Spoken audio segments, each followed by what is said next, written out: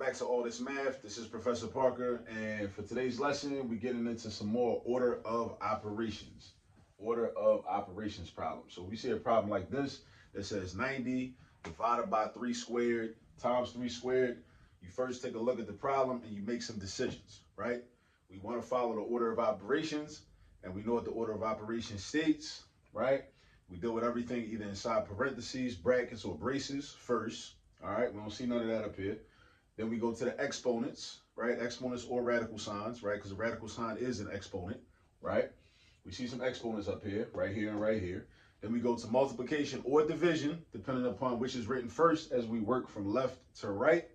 And then we go to addition or subtraction, depending as we work from left to right as well, right? In that order. That's the order of operations. So the decision I make is, based upon the order of operations, I'm going to deal with the exponents first. So I see this 2 and this 2.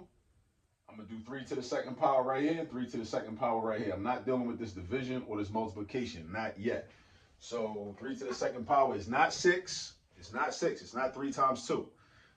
This is an abbreviation. 3 to the second power, or 3 squared, or 3 to the power of 2 is an abbreviation, right? It prevents me from having to write 3 times 3, right? This exponent, this little 2 is called an exponent, right? It tells me if I was going to write this out the long way in expanded form, how many of this big number would be written? How many 3's would I have? I would have 2 of them. So that would be 3 times 3, right? This is an abbreviation, just like a nickname. Just like when you shorten, somebody got a long name and you shorten their name. That's what 3 to the second power is. That's what 3 squared is. That's all it is. It ain't nothing too crazy, nothing too deep, all right? So that means I would have 2 3's. How many 3's? 2 of them. 2 of them. So 3 times 3, that's going to be 9. And this is a duplicate. It's the same thing. 3 squared, that's 9 also. All right? So what I do is in my next step, I ain't do nothing with the 90 yet, so I'm going to bring the 90 down, bring the division sign down. This became a 9 because 3 to the second power is equal to 9. It's not 6. It's 3 times 3. And then over here, it's the same thing. That's also 9. So now, and this is the mistake that a lot of people make, right? Because we learned this thing in school called PEMDAS, this acronym called PEMDAS. And PEMDAS is cool if you know the order of operations. PEMDAS is called a mnemonic device or an acronym that's meant to help you to remember the longer form rules of order of operations, right? But because people see the M before the D, they automatically believe that you're supposed to always multiply before you divide. That's not true. That ain't it. You don't always multiply before you divide. The rule states that you multiply or you divide as you read from left to right, based on what comes first. So in this particular problem, as I read from left to right, I start at 90. I see a division sign first, before a multiplication sign, right? This dot is a multiplication sign, by the way. It's not a decimal point. It's a multiplication sign. So that means that I divide first. Yes, there will be situations where you are going to divide before you multiply. That is the order of operations. PEMDAS is a reminder, right? There's a lot of detail that's embedded within PEMDAS that is not written, right? You know, use it with letters, right? So you have to know that this means multiplication or division, depending upon what you see first as you read from left to right. See, I just said a whole lot.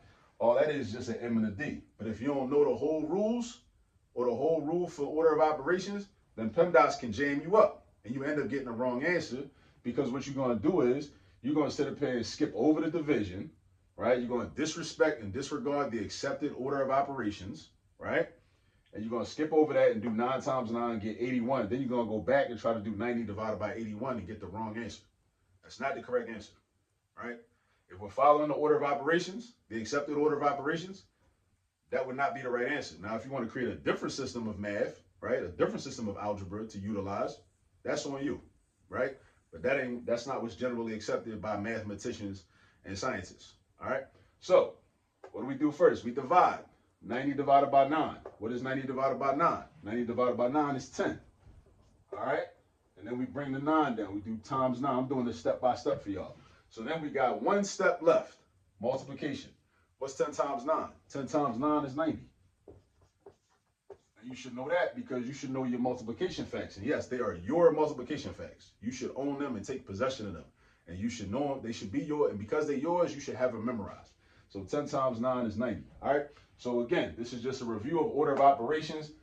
Make sure you understand the difference between well, not necessarily the difference, but how the order of operations is more robust, is more comprehensive, is more expansive than just this little mnemonic device called PEMDAS, right? Some people say PEMDAS, PEMDAS. I like to say PEM or DAS, because it's multiplication or division. How do you know which comes first? You read from left to right. You read from left to right. All right?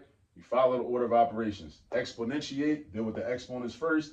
Then, depending upon what comes first, division or multiplication, that's what you do next. All right? And then you do a step by step. You end up with 90 divided by 9 times 9. Do 90 divided by 9. That's where the 10 comes from. Also, whenever you're in a classroom, you know, watching somebody else do work, always make sure you know where every number came from. So where did this 9 come from? 3 squared. Where did this 9 come from? 3 squared. Where did that 10 come from? 90 divided by 9. Where did the 90 come from? 10 times 9. It's a story. Scene 1, scene 2, scene 3, scene 4. All right? Or chapter 1, chapter 2, chapter 3, chapter 4. All right? Everything flows in order. Make sure everything makes sense to you. All right? When you're sitting in a classroom, if something don't make sense, that's when you advocate for yourself. That's when you raise your hand, you ask the question. Bro, where did this 9 come from? What happened? Right? And again, this is all brought to you by the order of operations. All right? So go get some practice. I'll see y'all in the next video. Peace.